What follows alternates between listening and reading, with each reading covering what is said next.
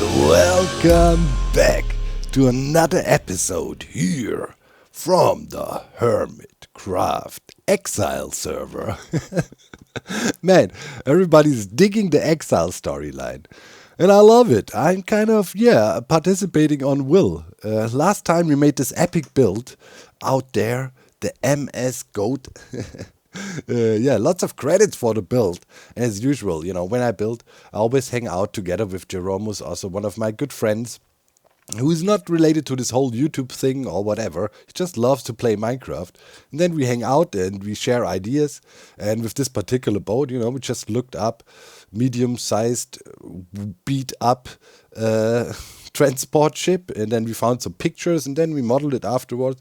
And then it took about 2 hours, I would say, to design from scratch to the finished product. So we're really quick with that, and bounce ideas greatly back and forth from us. Just the spirit of the game, man. I always mention that these friendships I formed about the game or with the game over the years is just what's the most precious to me. Working together, and what the outcome of today's episode is another prime example for a straight up hive mind power. It's absolutely insane. We're working on some stuff at the moment that's gonna be I can't wait. We got some stuff lined up. It is sick. There's up and down phases in the hive mind, depending on, how interested people are in things. Right now, we were super hyped about a new technology, and we were fiddling around, and that triggered all kinds of new ideas. And right now, my whole week consisted, I think I played 100 hours of Minecraft this week already, and haven't set foot on the Hermitcraft server once. Pretty much. I didn't even have time to fish this week because, we were just hive minding, and it's, you can look forward to the next weeks, man. It's gonna go crazy. Today is also already crazy. That's the first product that came from this hive mind frenzy, you could call it. Talking about frenzy fits really, really well with the thumbnail of today, of course. Here, check it out. This is named Doc Going Insane from Crafty Master Poop over on the Hermitcraft Reddit. Obviously, it's the welcome room out there, right at the Exile. And I'm going insane. But this is sometimes how it feels like when the hive mind is cooking too, man. Completely going insane. And everybody is like, oh, let's do this. I think we look frantic like that too then. And everybody cooking. I just love it. And so, this is something that actually really fits. Today we're going to do some insane stuff. So thank you so much, Crafty Master Poop. Beautiful work, as always, much appreciated. Love you guys' fan art, it's just the best. What can I say? So, what will we talk about today? Sometimes things have history, right? So, arrows, guys. Arrows are very, very interesting. We did crazy stuff with arrows in the past. Remember last season, for example, we made this crazy intercontinental warp hyper arrow that could warp through everything, through terrain, and we shot it from thousands of blocks away with a speed of God knows what, and it was able to obliterate everything it hit.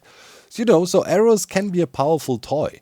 And a few years ago, the smart people of the SciCraft, namely To Know To Name and Panic, they were playing some PvP and fiddling around, and eventually they were realizing something.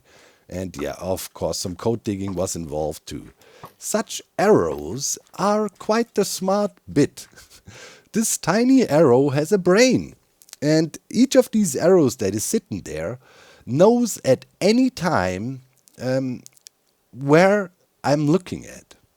It's just how this is coded. This has to do with aiming, and therefore, right now, this arrow, with all these arrows, store the information. First of all, they have an owner, that's me, because I shot them. And secondly, they know at any time where I'm looking at, pretty much real time. So I look over there, now these arrows know, hey, he's aiming over there, while they're still alive, right? That's how these arrows work. So that also means you can do interesting stuff with that. So a few years ago, Panic and Tuno actually made use of this knowledge about arrows to locate players when you play in factions or PvP with each other. Right, so there was a PvP duel. You would shoot arrows at each other and then quickly pick up the arrows of your enemy, and then you take a gas ball and look in which direction the gas ball gets deflected from this arrow. And this would point you real time to the location, or give you a raycast towards where the player is that just shot at you. So they could run away, but via the arrows you could real time track where they are. And then they had some spreadsheets, and you could calculate the positions of players, pretty much pinpoint accuracy. So stuff was played around with a few years ago, but it was a bit tricky because you could deflect gas balls off of it, but handling. We have a stationary gas ball generator. We did that a few years ago, but it's clunky, not really working too well, hard to handle, right? So it was never pursued more because obviously, if you automate this process you do in a spreadsheet kind of, you would be able to motion track by looking in certain directions, and you would be able to detect that at any time. And yeah, now a few years later, recently a really cool video popped up by Squibble. I will link that too. I will link the video of To Name and Panic, and Squibble's video, the new one now, where they made use of the newly introduced wind charges. Right, wind charges we can easily produce. Either, we have one of these stationary wind charge holders up there, right, or wind charge generators where we have a breeze trap there and we can turn it on and off and then generate wind charges, stationary ones, at will. Or we could just simply use breeze rods, right, and craft a few, because you get a lot from breeze rods, and if this is a system you don't trigger constantly, why not just use a dispenser? So if we take these breeze balls that are easy to get and deflect them off an arrow we have of a player, we could determine in which direction a player is looking. And we could read that out, because the breeze ball would always be deflected in the same direction. So let's say if I would look straight up and we would have one of my arrows, let's say we bounced it somewhere, and collide a breeze ball with it, the breeze ball will always fly straight up, exactly where I'm looking. If I'm looking over there and we collide a breeze ball with an arrow, the breeze ball will go there. If I look straight down, it will do that too. So now, Squibble, right, they had this idea, okay, we do this real time. We constantly collide an arrow with breeze balls, and then we know at any second where the player is looking. So they have a nice prototype for that. They're working on it, and I'm in contact with the dudes too. I know them as well. Hivemind is big, they are having a new prototype, and they're working on things. They're developing, but parallel, inspired by them thinking about the breeze balls being a good projectile to collide. Obviously, Hivemind kicked in gear. To Name was all over it, methods, and we spent like 60 hours fiddling around. And I think we came out with a really cool system based on all this technology that is super, super useful for survival Minecraft and hooks in so nicely with all the TP shenanigans we had going on. So this time around, we gonna build, and I haven't really thought about a name. I haven't even had time to think about it, but let's call it Project Heaven and Hell.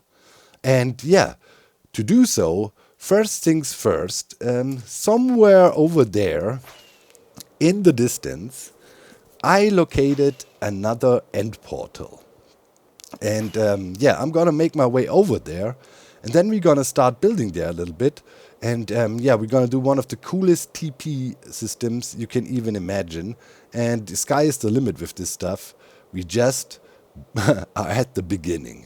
This is crazy. Pretty much we got satellites now.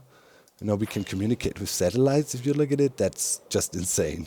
Anyways, I'm making my way over there. And then I set up a little bit. And then, your minds will be blown. Alright, I'm over here at a, end gate, right? We can get to the end from here. And here we also have a nether portal. So this is a good location, right? In this location, we could get to the end if we toss our pearls cleverly, or to the nether, depending how we do it. So yeah, wise choice. Nobody ever, messed with this end portal here. It's still closed. I have to open it and whatnot. But for now, it's about learning the magic, the magic arrow tricks and demonstrating what I explained in the intro, nice and visually, so you see what these, smart little arrows can do. So first things first, right?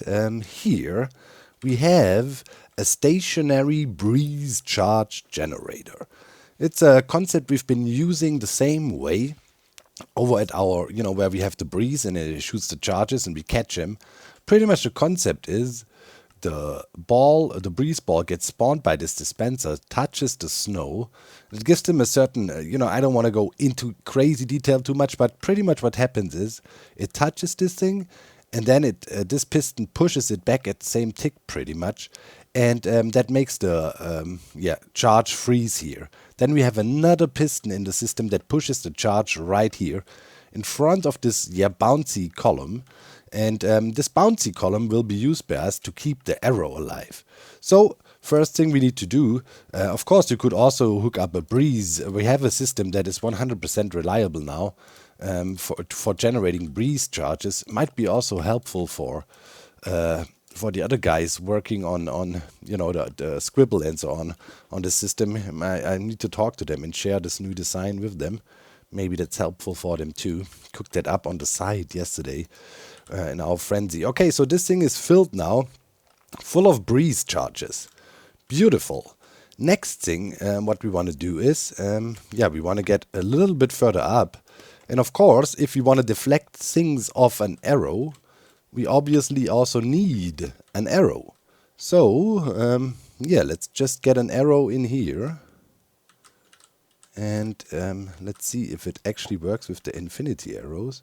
Not even quite sure about that. Might have to shoot another arrow in here with a regular bow. But we'll see, could probably work too. Let's check the hitbox.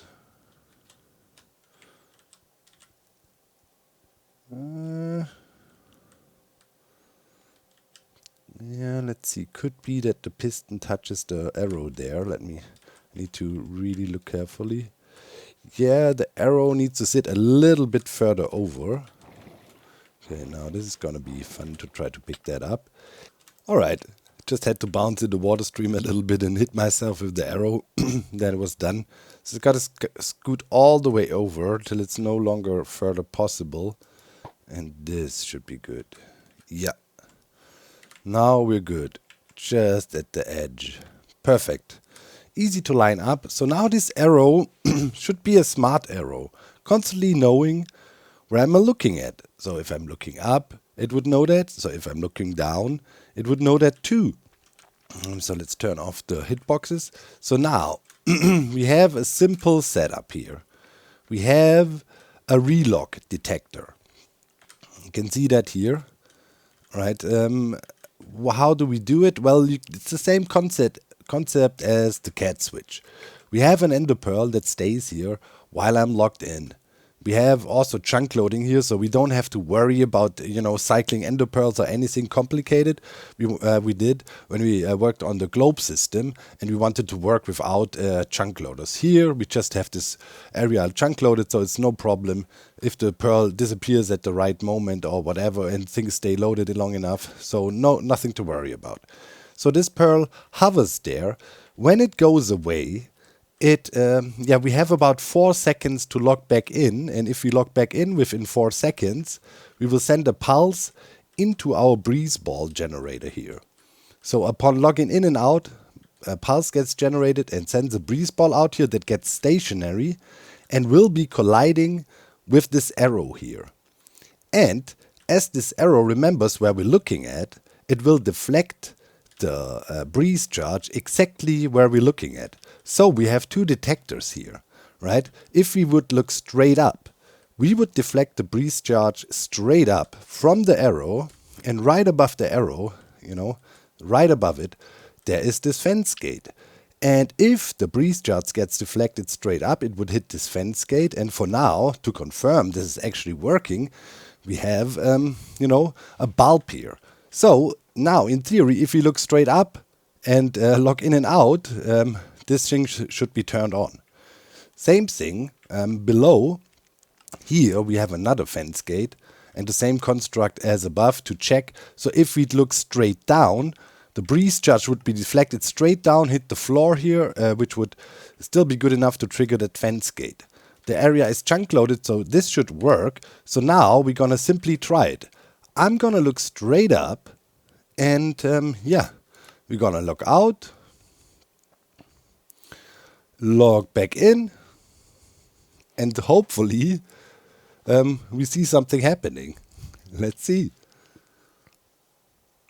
Okay, still loading. Oh god, I had the cat switch still active. That overrid everything. No. Oh, yeah, this was the home TP by the cat switch. Oh, yeah, we need to rewire this differently later too. Okay, now I guess I have to fly back. And in theory though, this should probably also have triggered. Okay. Haha, check it out. I just arrived back here. Look, the light bulb is on and now we can repeat the test facing downwards. So, this thing is off now. Facing downwards, straight down, logging on, off, back on, and now the light below should be on. Let's check it. And that happens because, breeze ball gets spawned and gets deflected down. It's kind of hard to show you. Gotta trust me. Oh, we just saw it fire. You see? Ta-da! So we can clearly distinguish. Let's turn off the top bulb again. I'm looking straight up, logging out, logging back in, and that also would make it possible to trigger different teleportation stations all around the server, right? You understand that. We now get wireless. Boof, we turn it off again. And of course, that also works in all directions. People are still working on that system, but we already have a system that works in all 6 cardinal directions. I can show you maybe later if you want to check that out in a creative world.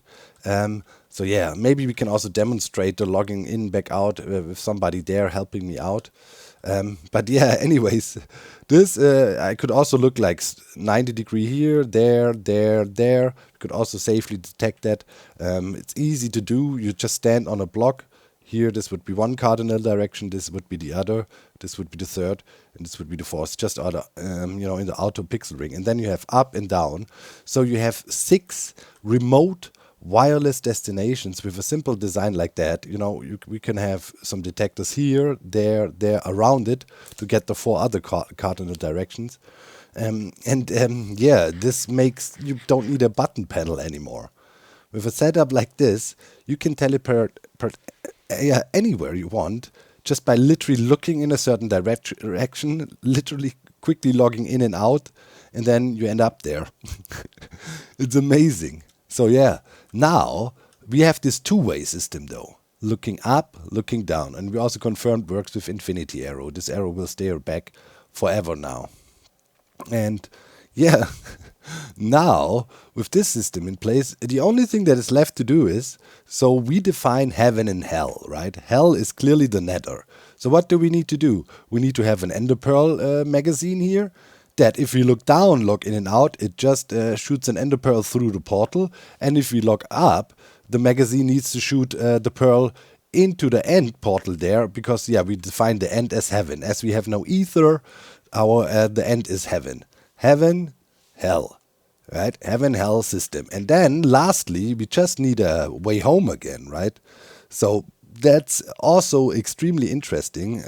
We cooked up a cool way, and the whole mechanic of the arrow comes in play there, but more about that later, because let's say this, the arrows are smart, but maybe, how could you say that?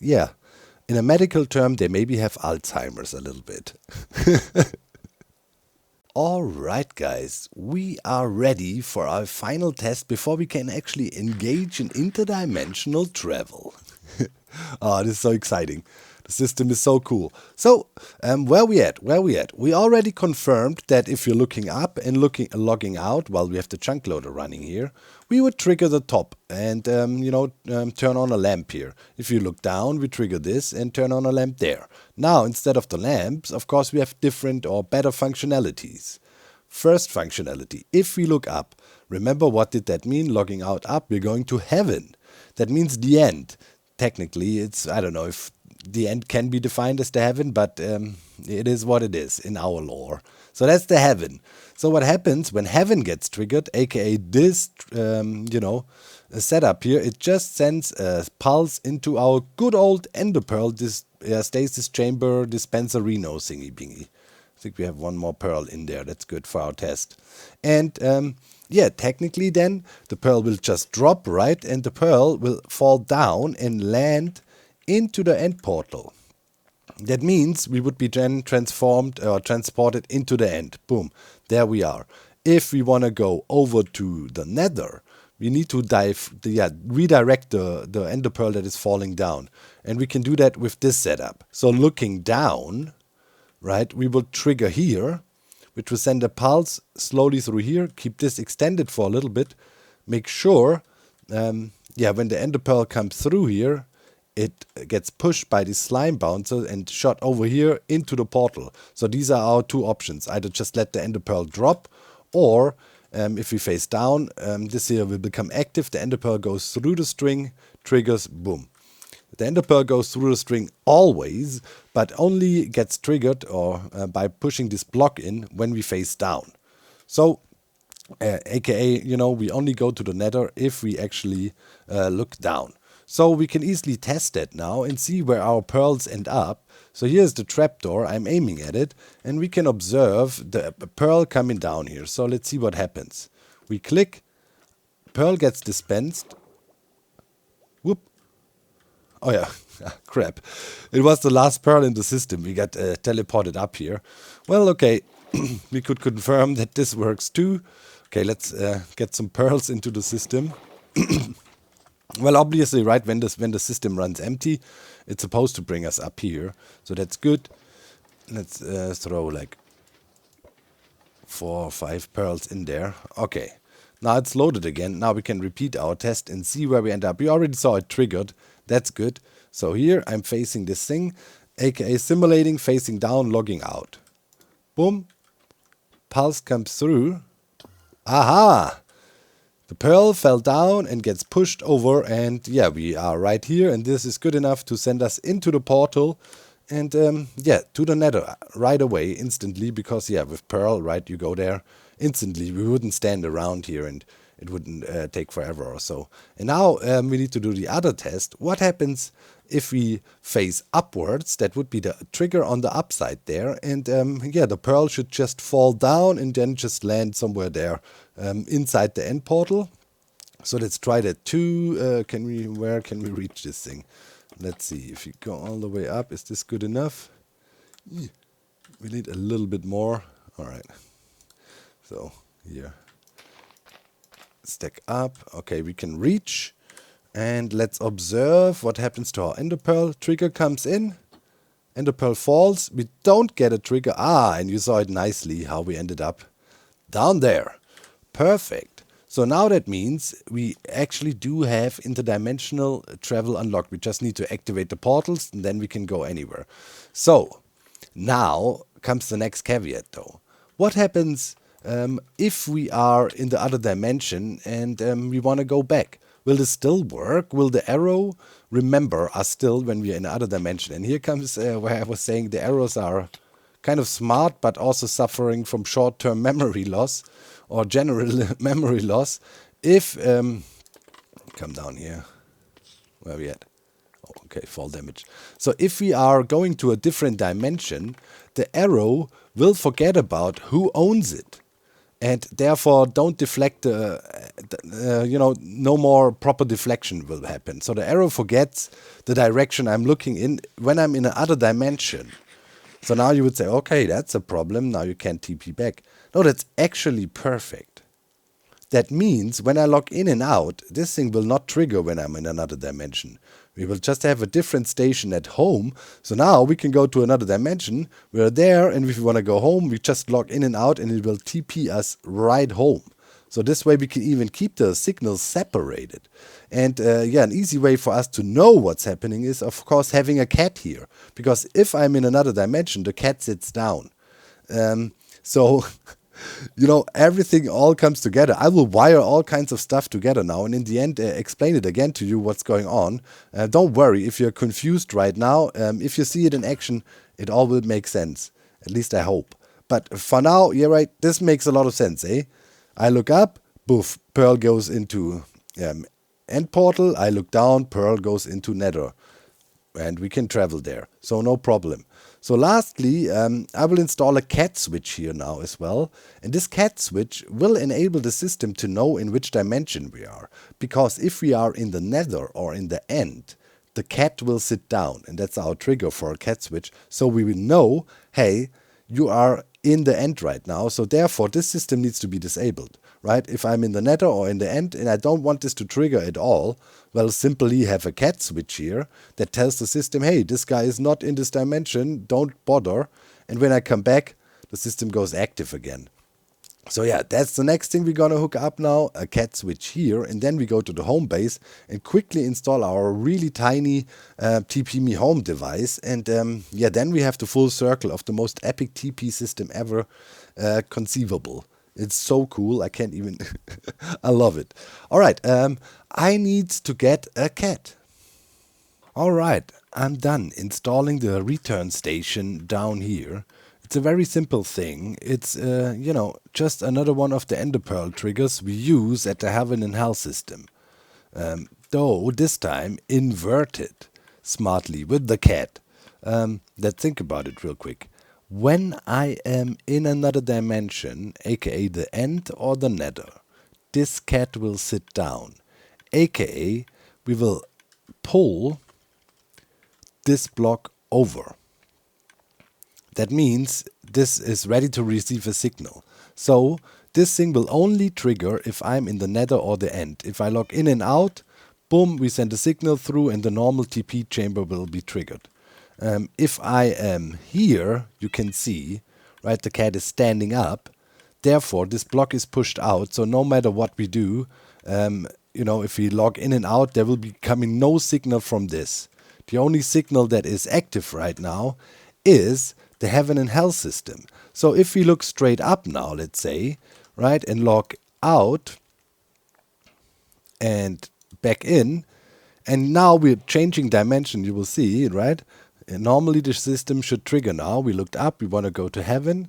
So we're logging back in, game is loading. Boom, here we are. In the End, perfect. And right now we're in the End. Now think about the cat again that is at the TP home station. Now the cat sat down because it detects, hey, you know, Doc M is no longer here in the overworld. He's in the End right now. So now this trigger system is active. And the system we have at the Heaven and Hell system, the cat we have at the Heaven and Hell system, there it's inverted.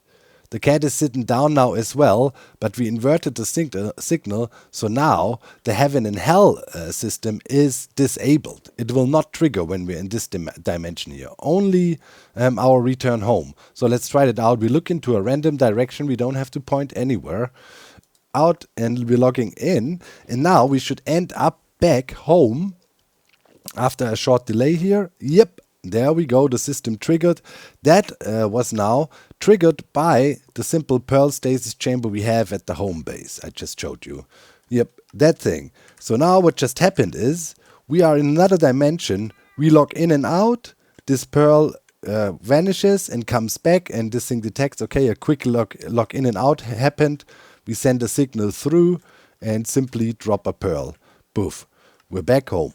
And now we can do the other direction. We can go into the Nether. So if we're looking down, hell, we log out, and now, as we are in the overworld, now our Heaven and Hell system is active again, not the TP home station, because the cat helps us detect that.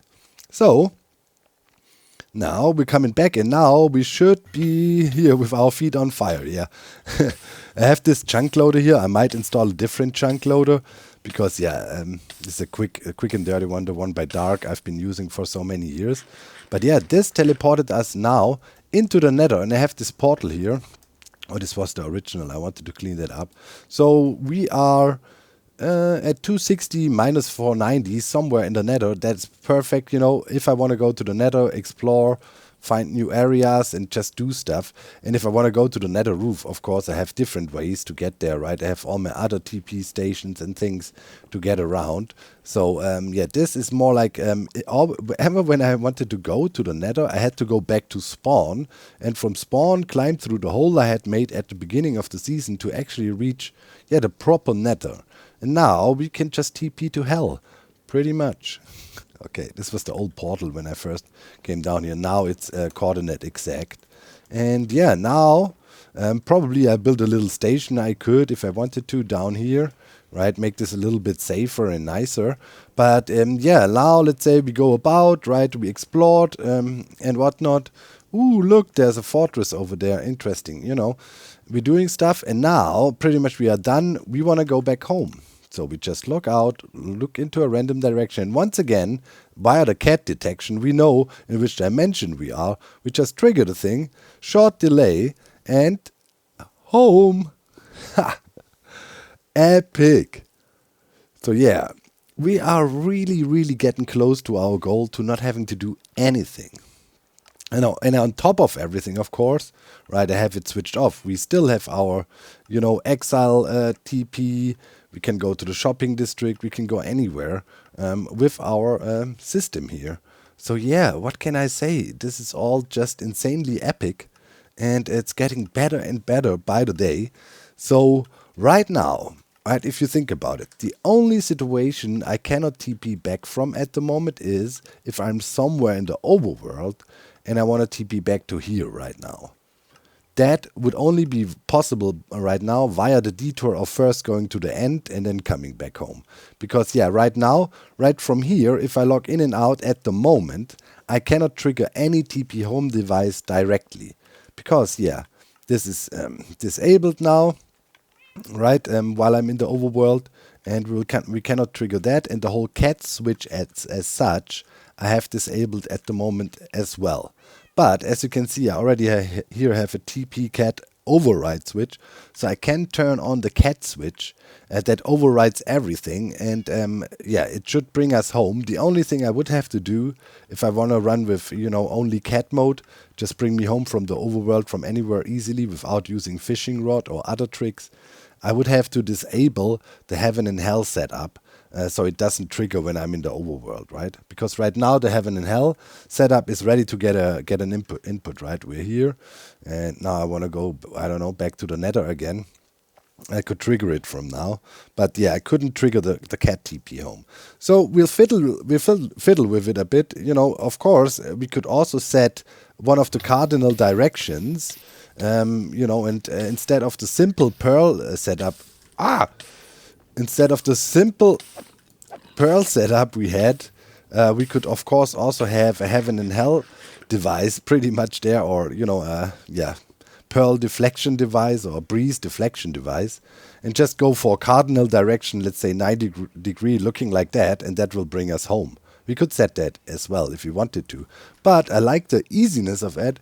You know, now I don't have to look anywhere or do anything to trigger the TP home. I literally, yeah, it can be anywhere. Just, you know, here, log off. And yeah, we're going back home. And that's fine.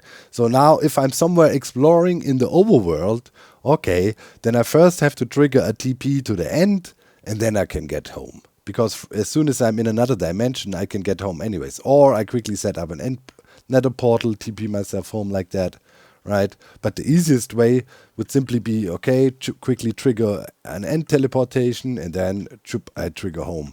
So it already works. I can get home. So if I would get exiled, this would also be able to bring me home, aside of the other safety switch I have. I have another setup somewhere else, which can also bring me home, which is independent of everything else here. So, you know. But With that said, I think this system can be considered working, and it's amazing. Still can't believe it. I literally can go wherever I want. All right, guys. I did a lot of explaining today, but showing is always better than explaining. And I talked about this, arrow deflecting breeze charges, and it's nice to have the theory behind it, but seeing it with your own eyes is probably better. So I'm here with methods now. This is a copy of the Hermitcraft where we do lots of testing, and yeah, we spent like the last 60 hours here fiddling around with Tuno. We're deep in the matrix. Yeah, and you rarely see methods. I often mention him. There he is. Slime boy. It's me. Yeah. Okay, so I explained to you the basic functionality of this whole device. We're deflecting breeze charges. And we had the two settings, right? I'm looking down, I'm going to the nether, I'm looking straight up, I'm going to the end. And then here with this device, we also wanted to show you 4 more other options you could do. So if this is the block, right, we could look here, here, here, and here, so 4 more cardinal directions. You can see, aside of the other detectors we have, you saw in the episode already, top and bottom one here, we also have the cardinal directions here with these target blocks. And now, yeah, I guess finally you can see the whole thing in action. So let's, I guess, methods do first a downwards one. So we had methods cat in there to trigger and methods arrow. He logs out. He comes back in. Boom, that was quick. But you saw the lower lamp turned on. What happened here? Exactly what I described before. The arrow is there. Yep. And now, for example, he looked at an angle. See, now we triggered that. So now methods looked this way. Yeah. And depending where you log in, right now maybe do the upwards. It would be nice to see there. You can see the breeze being reflected nicely. Watch it. Boop, gets generated, shot up right away, boof, and triggers that. And yeah, this arrow remembers where methods is looking when he comes back in, right? Yep. Boom. Now we looked into the other cardinal directions, so you can see, yeah, last one is left, facing north now. Look how method is looking when he's logging out. So facing north, looking down a little bit. Comes back in. The breeze charge gets deflected and always hits here. Okay, now we kind of barely No, I missed a little wasn't bit. kind of in the center. Yeah, kind of should be in the center-ish. Yeah. And that always works. So I mess it up here. There you go. Yeah, let's try again. Oop. There we go. There was the trigger. So, obviously that we just quickly whipped up to show you the other cardinal directions. You can fine tune that a lot. And of course, you could do other angles as well, right? You could do pretty much any angle. With this setup, of course, upwards would be a bit limited. You would have to do it a little bit differently to get all directions. But yeah, this is a login based system, right? Whenever you log in and out, you can trigger different signals, and yeah, also good to switch farms on and off aside of the teleportation stuff we're doing. I think it's a major benefit to not have 100 different stations, but maybe have like 6 or 10, but they're much easier to select. Like taking a super precise exact angle is the annoying part. You want this to be quick and usable and reliable. That is why we also have multiple target blocks down here. You could drive this further as well and have much more leeway in your aim. So right now, right, if You'll I'd never stand mess in the it up. center of a block and would That's- aim that's a huge anywhere benefit. anywhere from here to, let's say, there, I would hit this trigger that is facing this way. So there is leeway built in there already. You can see it's a little bit wider, right? But yeah, you could fiddle with it. For us, the main concern was the up and down direction. So that hits 100%, and you could see it's fast. And yeah, this is how this works. And then, you hook up all kinds of other stuff to it. And yeah, that's how arrows deflect breeze charges. And therefore, That's how you do the magic. yeah, really useful. All right, there. Well, I was just checking on my, profits here in the shopping district and see if somebody else was buying some more pale wood. And nothing much. I guess that is because, yeah, more and more people are ending up out here in exile. And I think it's time to look around a bit. What the heck is happening here? So I was messing with Clio a little bit the other day. I just went ahead and took a shulker box and hit it at true world spawn at maximum build height. So now whenever Joe was trying to throw something through, it would end up on that shulker box and actually not make it to Clio. That was just the first stage in retaliation. Oh, we're gonna mess with them. Oh, I have ideas. I have things planned. Next episode, we're gonna do some. We're gonna stop the illegal contraband smuggling and make them 100% dependent on us. Talking about dependency. Oh yeah, I also took her. I browsed through their camp, and then I found Cleo's Silk Touch pickaxe, and I put it up into the shulker box. Unfortunately, though, Cleo died out here, and it's such a lucky chance. She spawned up on the shulker box. There's like a million spots to pick for the algorithm to spawn her, but no, she had to spawn on the shulker box. That's a really small chance, and then if she found it. I was hoping she would look around and then eventually I would tell her and she would have to stack up. But yeah, she found it by chance. It's like, hey, who plays dirt here? And why? Did we have sales? Doesn't look like it. What's going on? Why dirt here? Somebody was here snooping about. Let's check downstairs. Somebody tossed something in. Maybe. Right. Here. It's my temporary. What the heck? Music discs? What is this? Why is music disc here? What? Who tossed music discs in my thing? And why? What? Okay, we need to check them out. Let's first quickly head over, though, to the camp of the Stone Age tribe we discovered out there. I mean, we know these people didn't have human contact. Oh my god, they're evolving. Look at that. Somebody made a castle out there. I hope they're building a temple for me soon so they can start worshipping. I'm expecting offerings. Alright. So there's the boat. Something is coming to life. Looks like a bit of a dock happening back there. Alright. Oh yeah. Who lives there? The mayor of the crazy town here? Exile. Oh. That's a clever pun. True. Oh, it's the Zizuma void. I think he's also not officially banished. Is he also establishing some illegal trade operations? Dude, we need to shut down that portal, and I have plans to do so. I'm gonna play around. What is this? Why is there books? Can people order things here or what? It looks like he's selling stuff. What is this? There's a guy here. We cannot have competition. These people willy-nilly traveling between the exile and back and forth, we need to shut that down. Either you have a TP system, a pig cannon, or it's the end of this. What's happening here?